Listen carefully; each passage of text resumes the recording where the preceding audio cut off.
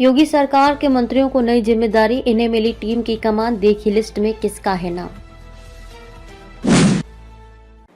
नमस्कार, आप देख रहे हैं यूपी न्यूज 24 और मैं हूं आपके साथ खुशी। आइए नजर डालते हैं आज के लेटेस्ट न्यूज अपडेट पर।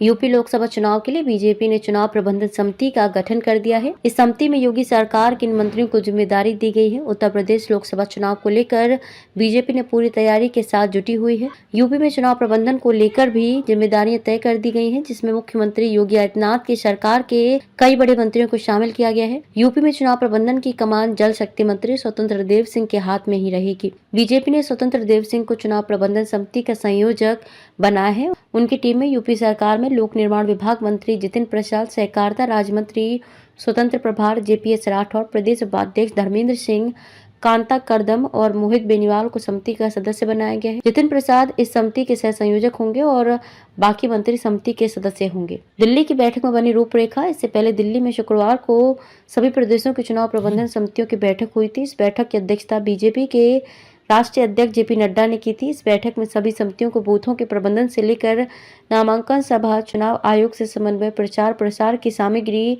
कहाँ कितनी रैलियां और सभाएं होनी है, इसका प्रबंधन कैसे करना है, इसके अलावा आर्थिक प्रबंधन और रोड शो की तैयारियों को लेकर जानकारी दी गई और आगे की रणनीति तैयार की गई। चुनाव प्रबंधन समिति को सोशल मीडिया पर चुनाव प्रचार के तौर तरीके भी समझाए गए। दरअसल लोकसभा चुनाव में बीजेपी अब की बार 400 पार के नारे के साथ मैदान में उतरी है। पार्टी ने प्रदेश की सभी 80 सीटों को जीतने का लक्ष्य रखा है। इसके साथ ही कमजोर सीटों को लेकर भी खास रणनीति तैयार की है। बीजेपी जल्द ही लोकसभा चुनाव के उम्मीदवारों की पहली सूची जारी कर सकती है।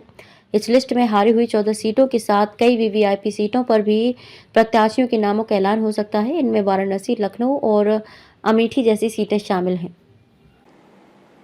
खबरों में अब तक के लिए बस इतना ही। फिर होगी आपसे मुलाकात ऐसी एक और बड़ी खबर के साथ। तब तक के लिए नमस्कार और देखते रहिए यूपी न्यूज 24।